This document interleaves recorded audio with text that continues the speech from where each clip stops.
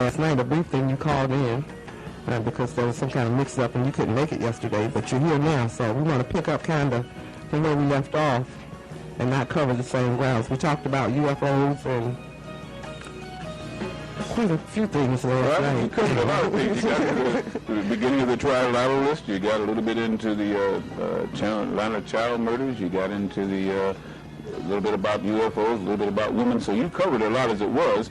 But one thing's for sure, we couldn't get any feedback from the audience. That's true. I'd love to get into that because I'm sure with the kind of controversial things you asked me and the really mundane way I answered them, I know nobody was kind of rocking in their beds and wondering what was happening. So maybe I'll call in.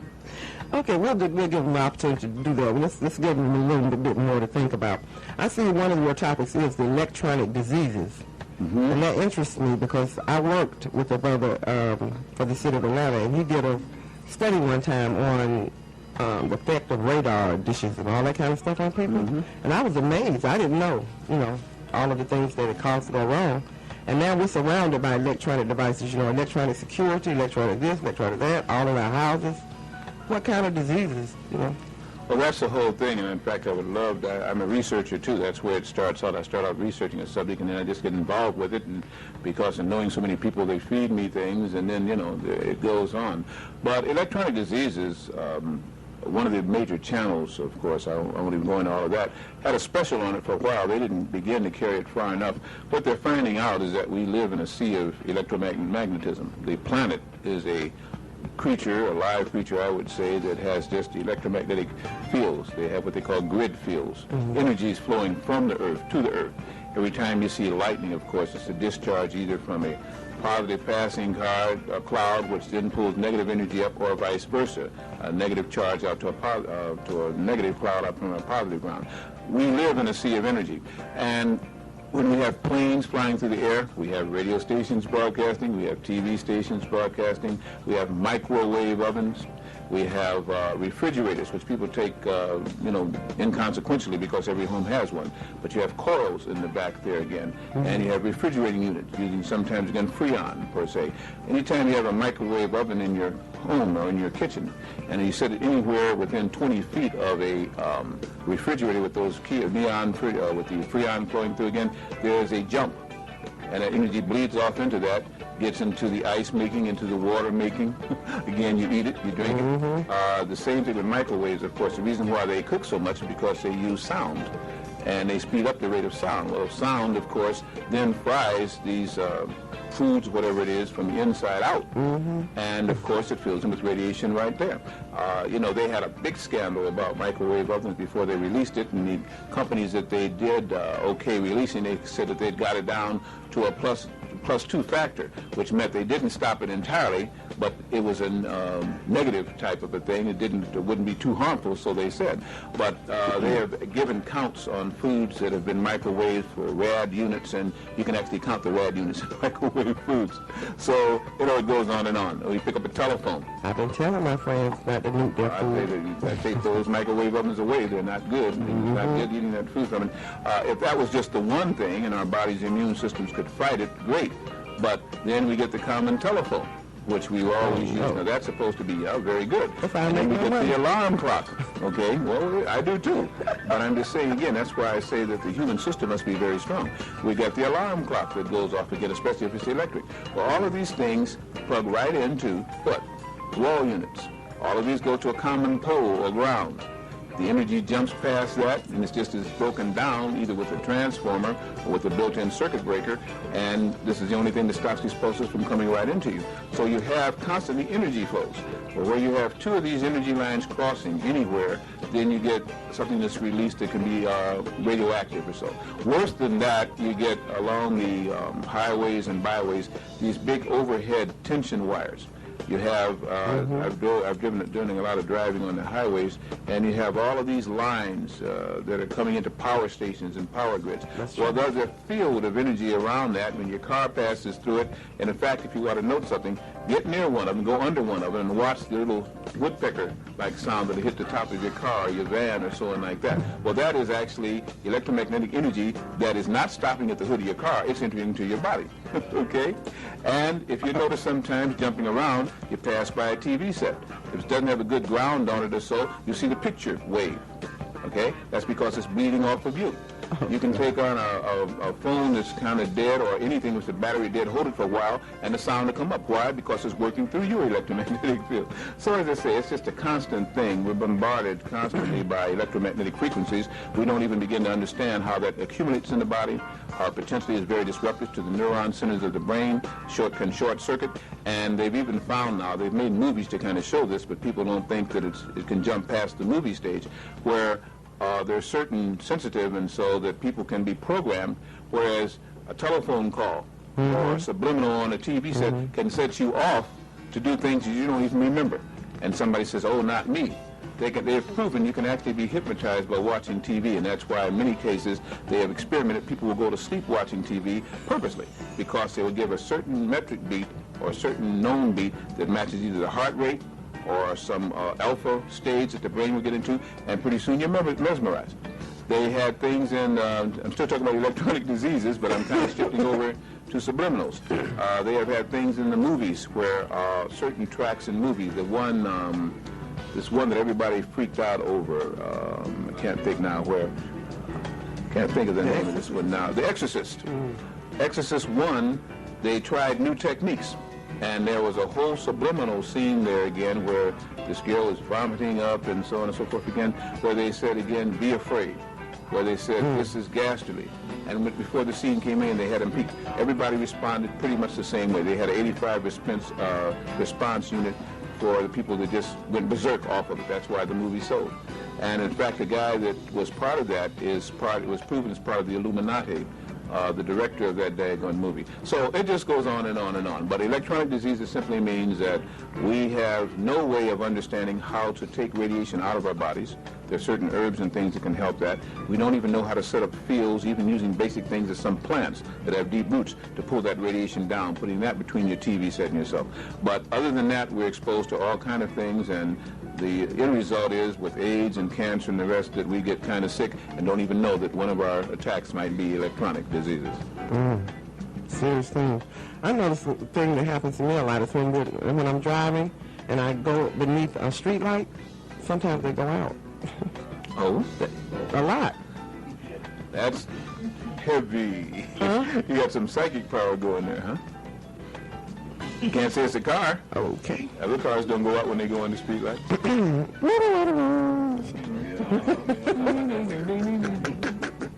All right, don't start it, y'all. We have a house full of people down here. We have Brother Bobby Hammett, y'all's favorite. Brother Bobby, Brother Indiola, Brother David, Nana, Mother, Brother O'Teen, and Brother Henry. We got a full house down here. So, and we're going to open up and have you in here in just a moment. We're going to open up the phone lines. I see you do a thing also called, and nothing but the truth. Now, what's that? That got my attention. Well, in the great halls of jurisprudence, when you go to court, they say you hold your hand, and then you put one hand on the Bible, another hand up, and promise to tell the truth, the whole truth, and nothing but the truth, so help you God. Right. And, that's interesting, too, but I'm going to be nice about that. But whatever, nothing but the truth is the facts, the truth behind some of the things that we've lived with. Christopher Columbus discovering America. And I have a lecture that's saying there was no person as Christopher Columbus. And by name, there wasn't. It was a different name. He never got to America, landed in the Bahamas. He didn't discover anybody who already had a community. They've been called Indians, and I've taught at the American Indian. I didn't teach, I've lectured at the American Indian Center. And I told them, you're not Indians. I said, do you even know who you are? And it took one of the wise men to come in there to get the guys off of me again on my second trip back. Then, of course, he did have me back again. He says, you're not. There are three names for them, Algonquins, Gatamans, and the third one I won't say because it's deep research that gave it to me. But they're not Indians. That's another one. We have the thing of the little bighorn and custard, so on and so forth. They told that, of course, they keep rewriting that he was trying to save one of his other commanders, rather than the fact he was a big egotistical nut that got caught up in the flack there again. They have another one about, what is it again, this guy's charge up San Juan Hill. Yeah, Teddy Roosevelt and his Rough Riders. Well, what they didn't say was the 8th and 9th Cavalry, the Buffalo Soldiers, that got him off that hill. And those were the black guys that had to come in there and fought for a day and a half to get him off. At the end of it, the big statement he made was that they can drink from our canteens anytime. So I guess that was 3 months later, it was the fact that, well, they were there, but it was their white commander that made them do it. Later on, well, the day was theirs anyway, the victory was theirs, and they just happened to show up. This was a year later. So it shows, again, we still think of Teddy Roosevelt as having gone up there. What happened was that the Mexican that tricked him into charging up this hill, they had a whole division of men in the surrounding trees and stuff, and they pinned them to that hill and would have slaughtered them if it had not been for the 8th and 9th Cavalry Buffalo Soldiers. We hear about the Chicago fire, you know. I'm just giving some parts of that lecture. I won't give all of them. But that was never told correctly. You hear about Mrs. O'Leary's cow over in DeKoven Street, and, you know, the fire goes on from there, wipes out Chicago. Well, it turned out that the fire went into 22 states because it had been a dry season and a big wind, a sirocco came over the Rocky Mountains, came across into Minnesota, the Dakotas, took a left-hand turn, went up to Illinois, Indiana, went into Canada, went all the way past Baffin Bay, went into over to, I can't think of that little island off the coast of Canada now, but then even went over to Japan. And if you can check the date corollaries per se, you'll find that there was fires, earthquakes, and everything happening during that 2-day period of time. There's a place out there in Wisconsin, I'm doing this all from memory, but there's a town there, and they even have a commemorative stone that they etched in there where water there, to probably come back to me later, the waters begin to boil in this little place in Wisconsin. The people also felt a kind of a whirlwind coming in, so they ran to the waters, and the waters began to boil. The homes were being lifted up and burst in the air into flame, and all of this, and we talk about still Chicago, and Illinois is the only place that it happened. So there's another thing everybody thinks that they understand, and they still call it the Chicago fire. They should have called it the Western Hemisphere Holocaust of our planet. And obviously there was a book called Ragnarok that came out there, written by Donnelly, one of the congressmen at the time, and he claimed that the Earth passed through the tail of the comet, Biela's comet, which didn't make the rounds at that time. But either way, here are some things that we all think we understand. There's a whole different story to it, and it goes on and on and on. Call it nothing but the truth. Hear the real side of the story and not the foolishness. Interesting. Well, we need to take a little pause for the calls right here. We will be right forward with Dr. Blair, and then we're going to open up the phone lines in about 15 minutes, so hold tight.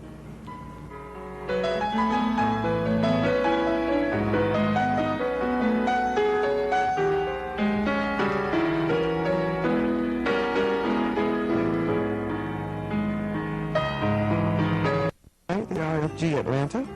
We're interviewing Dr. Delbert Blair. We're going to get back forward with that, but we want to remind you that Dr. Blair will be speaking live on Sunday, 3 o'clock p.m. at the Florence Jackson Academy. Florence Jackson is located at 1581 Fairburn Road, Southwest. That number at Florence Jackson is 344-1030. That's 344-1030. The number at Black Media is 756-9658. That's 756-9658. That's Dr. Delbert Blair speaking on Sunday, 3 o'clock p.m. on women and I think fourth encounters, close encounters of the fourth kind. Get that right. All right. Okay. Before we move any further here, because we're getting ready to go out a bit here, I want to remind you that opinions expressed here on Round Midnight, which airs from now until 1 o'clock a.m., do not necessarily represent the opinions of Radio Free Georgia Broadcasting Incorporated, its staff, or volunteers. Again, this program, which airs from now until 1 o'clock a.m., may contain opinions which do not necessarily represent the opinions of Radio Free Georgia Broadcasting Incorporated, its staff. Our time is moving on, so we're going to say, I'm going to ask my question, and then we'll open up the airlines. I think Brother Bobby has a question, Brother David has a question, a lot of people have questions, and I'm sure you all do too. So we're just going to open up the question for the rest of this thing here. All right. I want to know, and a lot of people want to know, as we read and study metaphysical things, the term Sothis or Sirius keeps coming up. It seems like a very important part in everything that's going on. Oh, you said solstice or Sirius? Sothis is from what I can tell, is what the ancient conventions called this planet. Oh, okay. And Sirius is what, I guess the Greeks or somebody named it. Okay. And it's A and B or something like that. Okay. Well, in the star maps, the astronomical maps always honor astrology because astronomy actually comes from astrology, as little as we're not told that. They have what they call Canis Major and Canis Minor, which they refer to as the dog stars. The dog stars are part of a combination of a constellation known as Sirius. And the ancient Kemetic people, the ancient Mesopotamian Egyptian people, had a very serious, quote-unquote, look at astronomy, which they didn't call astronomy, they called astrology. They said that the stars and the electromagnetic fields from the stars impel, but they do not compel. And that the energies that constantly stream into planets, such as Terra, one of the other names for our Earth, and Shan, another name for our Earth, had a direct result from what was due for what was influencing almost 4 months out of the year, beams of energy that came directly from Sirius. No other constellation had such a total influence for such a long time. Usually their cyclic periods would go at the end of, say, a month, or they would always change with the autumnal or vernal solstice. They also, with all their understanding of astrology, had two stars or two constellations that they really were respectful of. One, they said, was Orion, which they called Sahu the Foolish, or also the Hunter, and the other was, again, Sirius, the dog stars. Now, they claim that the souls of man, progressing from our solar system, and especially those that made their tenure here on Terra, would be influenced greatly if they could make themselves journey, because they believed in reincarnation, and be reincarnated on Sirius. What is very interesting is that we find a lot of negative history about the Pleiadian. And more or less, since the Pleiadian is such a large group of stars, the system in there called Orion. There's a story that says that a main planet there called Tyrantor, from which we get our word tyrant, at one time spread to some 65 solar systems, which was under their control. And that the main planet started off by, as computers began to do the work for people and people had more time, the whole planet, Tyrantor, became just a huge supercomputer, if you would. And the negativity of this supercomputer began to control the minds of people in that group, and to a large portion of the Pleiadian area of Orion were under control, under mind control, and doing very vicious things. They also said that the people that came from Sirius, in many cases, had ancestors to incarnate here, and that there was a kind of a soul lock together with the progression of these people as they tried to get themselves away and extricate themselves from the brutal history of Earth when they contacted humans and when they contacted what was called the laggards. And I'm not going to give all that away because I want people to come out to the lectures, but that's the term, the laggards. When we look at the mummifications that were found not only throughout Egypt, but in other parts of Africa, in Miro, at Diolio, there's another one that's not coming to my mind now. We have found mummified figures of people 3.5 inches tall, some of them even cyclopean, because they had only one eye, and the skulls showed that there was only one formation for an eye, all the way to tibia and femur bones that were sometimes 13 feet long. Now, you can imagine what a 13-foot-long tibia or femur would make a person using that as just part of the leg bone. So the story that there were giants in the earth, and the giants walked the earth, and that the Atlans and Titans that came supposedly from Uranus, brought here by Martians, and this is how some of these stories read, shows that these people not only believed in there being life in our solar system, but that there being that type of life that was either extricated and made genetically by scientists in laboratories here or were brought by other people. Now, as much as folks are laughing, you'll find now that research is showing that NASA, on many of its probes, even the Apollo 15 mission, found out that we had a 10th planet. They know that there are 12 planets in our system, not 9, and they're just not really releasing that. They even have pictures from one of the planets that one of the satellites, orbiting satellites, took. Back to the question that you asked, I put that on as a background. The story seems to be that the overseer of man, the ones that tries to get man, to earth man, not human, to understand who he is and to return and to fulfill some of the things that have gone on here and make it right, is constantly trying to impression the people who have souls, the people who have supposedly this bloodline. And I think one of the most positive proofs of that are the Dogon people. In South Africa, you have a cliff-dwelling people who have a knowledge of astronomy far beyond what Lowenwalk, who they attribute the telescope to in the 17th century, the Dutchman.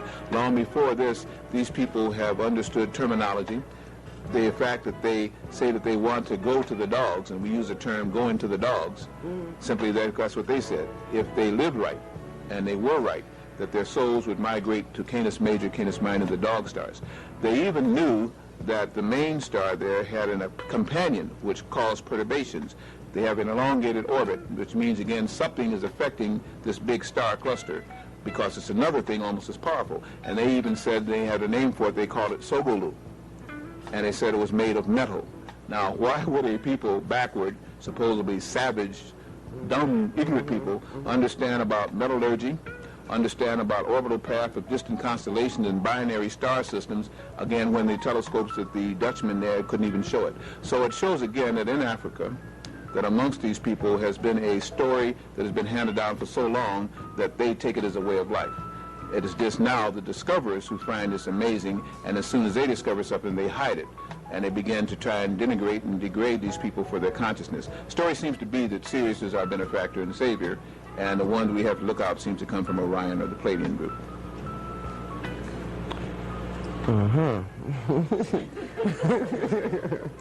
No, because see, this is okay. So it's Orions and the Pleiadians. So the seven sisters, did that Pleiades too? Yes, and also too the seven hills of Rome, and also they have a term called the Kima. If you would take a star map and put the symbols and the flag symbols that different countries use, you will find that they fall over to the vibrations of certain star maps. For instance, the Great Bear. And the Great Bear, when you put that over Russia, then you have other things to fall in line. You have the Condor. They have the song Condor Paso, which had met the flying condor, falls over one of the constellations again that supposedly looks like a condor. The eagle, Saquila, which is again supposedly the symbol for the United States. And leaving the Aquarian age and going into the New Age, as they say, what is your conclusion of all of this being cleaned up, as the New Age group would say, we going into a fourth dimensional density? What is your views on certain time factors as relating to this moment? Okay, I don't want to get too much into that because pretty soon there won't be anything to talk about when you talk about UFOs tomorrow. Yeah. But I agree with there being a 12-density cycle that the solar system is going through, or will go through, and is now going into the fourth density. They have different names, Bao, No. In fact, the Noah's Ark concept came from when he went through the Ark of Noah, the Ark of Spey, and so on like this. There are rounds and constellations where when solar systems go through it, they pick up certain vibrations. Where an age ends, or where you have energy from a field that you're going into that has, say, 1,000 planets and maybe 6 or 7 suns, and then you're leaving a field of energy that had a certain way, like we're leaving the Piscean now going into the Aquarian. We're leaving the fish and water fluid to go into the mind and mental age. When you're in between those energy fields or arcs of energy where one overlaps the other, then you're pulled both ways. You're giving up the old to express to the new, and for some that's very difficult. It's as though you would take a still water pond and you drop a rock into it. You see concentric circles that come out from that force. Well, you drop another rock a little bit off and there's circles coming back. Where they get, you get wave motion, you get chaos. And when a planetary system is going from one of these age or densities or energy fields to another, then all of it gets mixed up. That's one of the things that's happening now. That's why so many earthquakes will continue to happen. And of course, with the beast being here, they always augment that. They do weather control and weather modification. But without that, it would be a kind of a serious time, if I can use that fun, to try and get across to the still waters, to try and get into the flow of a new dispensation, per se. I could go further with that. I don't want to because I want to say some stuff. Well, I just don't think even tomorrow, you probably, you know, as much as you know, you can't tell us everything anyway. Hopefully, again, there might be... give it up, right? There might be some reasons for some classes here. I understand that there are some reasons. Yeah, that's one of the things. Hopefully, we could come back for more lectures and classes and things like this. Well, you got to show them you really, really don't, so that's why I'm asking. I hear that. Well, I know what the Creator teaches. Joke. That's a joke. Okay. That's interesting. Earthman, Human. Yeah. There's a book, or at least there was a book, I don't know if it's still in print, called A Pale Fox. Behold a Pale Horse, and also a Pale Fox. That's Pale right. Fox, about the Dogon. Yeah. Because I was asking for one, and one of the brothers in Chicago... They gave you the horse? Yeah, and I said, wait a minute, and then I said, oh, there are two. You're right, you're perfectly right. Yeah. The little team turned me on to that book just in time because the bookstore said they were out of print and they didn't know if they could get any more. We got some. You have them? You have some? I'd like to get one before I left, Yeah, we're going to get you one because they had to go all the way to Texas to get a few. You have one, right? You need to pull one from the shelf. Make sure this brother gets one. Okay, good. Make sure he gets one of the books because it is out of print. They said they printed it in. It came into English in '86 from French, and it had been out for about 25 years. It came into English in '86, but they requested at the back of the book. They said that it was very expensive to make, and it would depend on how much people would buy the book, and as a result, you know, it slept, especially on our part, because we were real ignorant at that time. So by the time we got into the knowledge of it, the book was out of print. But God willing, we did get some out of print books, so you get one of those. I hear that. Those are some of the best ones. All right. Really, it seems that they, you know, when people start really learning about things, they seem to go out of print. Brother David, you have a question? I like your reference. What are scalar waves? I'm a ham radio operator, okay? So I deal in all that stuff, but I'm not really sure about scalar waves. I know that I'm not sure about scalar waves.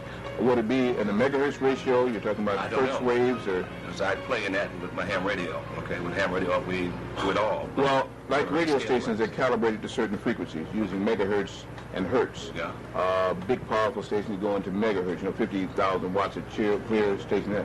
Scalar waves usually are the fluctuating waves between those. And you pick them up when you're trying to get FM. Sometimes you get a sync, a drop, and then you pick up again. Those are those waves that come through. Well, let me not say that.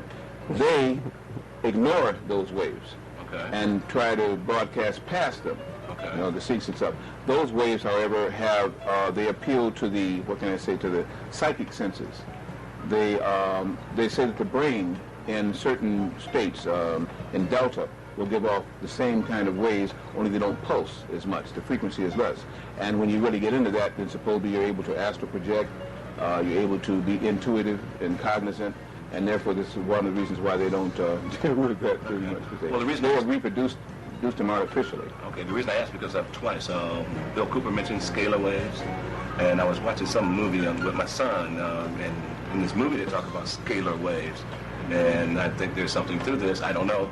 Anybody out there know what scalar waves are? I play, like I said, with ham radio. We use upper sideband, lower sideband. Sideband, remove the carrier, and detect the audio either upper or lower. We do AM, FM. We have on TV stations. We have about 12, 13 satellites in the sky. You name it, we do it as ham radio operators. And I never heard of scalar waves. I think those are those those interstitial waves, those waves that come in between that they don't calibrate for on the, on the different frequencies. But they are very powerful. Probably has to do with cosmic waves. This is probably why they don't do it. Very good. Okay. Thank you. All right.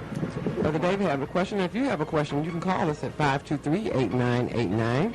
That's 523-8989. Yes, over there. Okay, there was I'm sorry.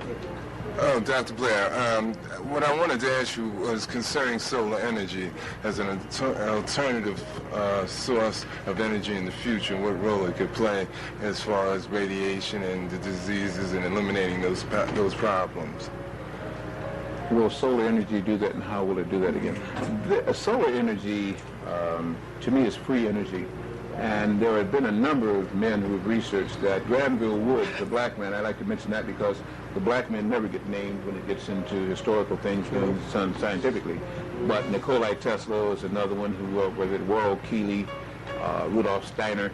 All of these spoke about energies that was free, that the planet lived in a sea of energy, that the planet in its rotational field gave off energy, that energies entered into the planet and through the North Pole and were excreted through the South Pole, and that there was no need to put carrier lines, telephone poles and drag lines, because you're constantly having energy from the ozone layer, you're constantly having energy broadcast from the center of our system or from our planet, and all you have to do is tap it. Rather than to put a line onto it, you just put something that can conduct it and then power it up, and then you just broadcast out. Anything picking up those field broadcasts can pull it in. You don't need to have lines working to a point. Well, every time they've done that, of course, they've either killed them or nonplussed their invention, the state it didn't work, and then, of course, squelch it, because to do that is to get free energy. You wouldn't have to pay for energy to be broadcast into your home. They have solar collectors in the form of silicon plates, graphite plates, where the parabolic mirrors can reflect onto a graphite surface or a silicon surface, hold that energy and broadcast it whenever you want it back, or use it for heating, whatever. So anything like that, of course, doesn't pay off. The big industrial power companies don't make money from it, so they say forget about it. They don't research it. Yeah. No free energy. No, wouldn't know that. You spoke about cosmic rays. I'm interested in that. Because people seem like people are different. Everybody's moving real fast, but they don't think they're moving real fast. And I just figured out I'm not moving as fast as everybody else. And it makes me nervous. It's a funny thing. I don't know if any of the audience has, and of course they can call and let me know if they did, but I wonder how many people, because we always think we're very unique, but how many have ever walked down a street and as you're walking or you're sitting up and thinking or you're moving, and then suddenly you get a picture that, you get a feeling in your mind that this is a picture, that it's really not you walking through, but whose hand is that walking? Or somebody comes through there and it's almost like they're walking in still life, almost like what they call a parallax view. Any of you ever experienced that, where you just seem to like you're looking out from a box rather than you being the box again? Well, you see, this shows that we're not the box, that we aren't the body, that we are something that is in the body, and every once in a while, certain vibrational rates makes you aware of that, makes you conscious of that. So when people understood this, then they knew that certain waves coming in, certain rays coming in, appealed to the real you, the free you that is not bound to a body. This is why most of the ancients didn't fear death as much as we did. They wouldn't want to die horribly and mangled if they had a chance, but they knew that the soul, which some people laugh about, the intelligent egoistic thing that has made you believe that you are and that you are only this, can be released under certain vibrational rates. And sometimes transitory, so you don't have to die to do it. You can go to sleep and do it, or you can just mentally get in tune with some of these kind of waves, and this kind of body activates. But when that happens, that body is activating. Again, you'll find when you get in an elevator, and the elevator goes up too fast or down too fast and stops, and you get this jolting, and you feel, oh, you ought to pass out. You ought to come out of your body because this is kind of dislocated. The centered self, what is called the soul or the ego, is now gotten kind of up in the throat and is trying to come out of the head. Proof is any time that you perspire, your skin can look very close, but anytime you perspire, you found that you have maybe in just the arm thousands of pores, and they exude energy. This is why the water comes out. Well, it's been said that the body actually is exuding energy that can be sent out to fields sometimes 6 feet around us. And that energy is what is called the mental body, or they have what they call the mental, the causal, the etheric, the cosmic, the logoic, so on and so forth again. It just simply says that we're not just the physical, and from time to time you can have things that remind you that this is not just you, that you are more than what we see. Okay, they tell me we have a phone call, so let's check it. Greetings, you're on there live with WRFG. I'm here to you. Okay. Call again, 523-8989. That number's 523-8989.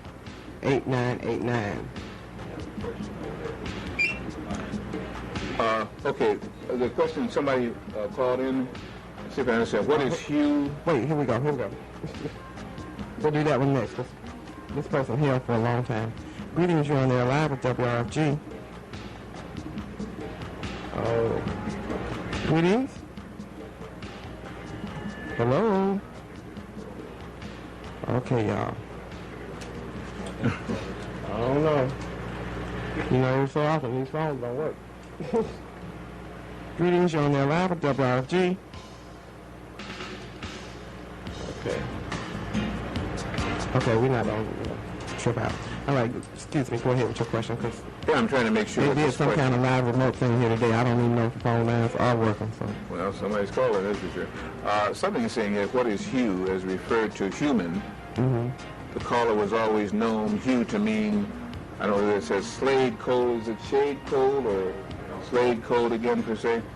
Well, color is what they are speaking of. The hue. Okay, a hue. Okay. Well, hue or hubris was said to be the one of the gods of the animal kingdom, according to the ancient Egyptian belief or mythology, as it's sometimes referred to. The hue there is H-U, simply meaning animal or hue. Whereas hue, H-U-E, refers to colors and to the hue of things and like this. That would be the difference as I understand. All right. Greetings, is anyone there?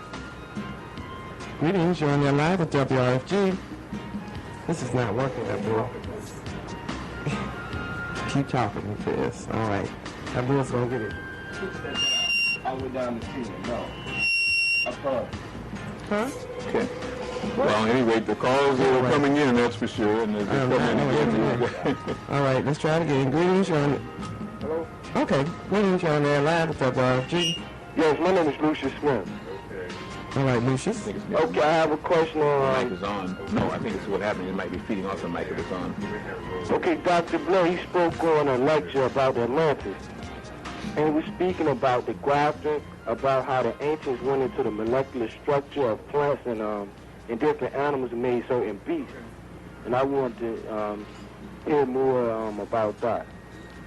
Okay, now I'm not sure. You said it's one of my lectures you heard previously? Yeah, no. And the ancients... I'm sorry? Yes. And the ancients did what now? They went into the molecular structure of plants and animals, and I think you were speaking, you said something about his speculated history. And he was talking about how that's how you have a lot of these things like the blue lagoon, the black lagoon. Okay, yes. In fact, there's a lecture I do now called Gene Illogicals Beyond Jurassic Park. I call it the logical results of illogical gene manipulation. It's just that we seem to be repetitious on this planet, and once the scientists begin to feel that they're God, or feel that they are the creator, I think is a better word, they forget that they aren't. And then they have the gene splicing and the cloning and the final manipulation to pay. There seems to have been a time, some refer to it as Atlantis, a kind of an overworked title now, and another is Lemuria, when on our planet they also don't talk about Hyperborea. That's another one that seems to have kind of escaped their minds. But where these men or women or these people got into gene manipulation, vital manipulation, they state that they cannot clone. They were cloning at the University of Chicago way back in 1947. The whole idea is that what they say they can't do, they are trying. And without a spiritual self, you try anything. And, you know, let the chips fall where they may. On that lecture, I have pictures of people who look like horses, like bats, like spiders. They even go into the plant kingdom, and per se. So, again, when you have no sense of fear or respect for the Creator's will, then you act as a god, and if you act as a god, then you better have the sense of a god and the spirituality of a god to undo the kind of things that then are done. It was interesting, too, that the story read that when Atlantis went down, and it went down in a very quick period of time, where Lemuria took a long time to break up, Atlantis didn't, that the people that were grafted with fish, the mermen and mermaids that we hear of, the sirens of old, were the ones that were saved, because they could swim in the inundation and the tidal wave, whereas the very ones that had done many of the engraftings and stuff perished.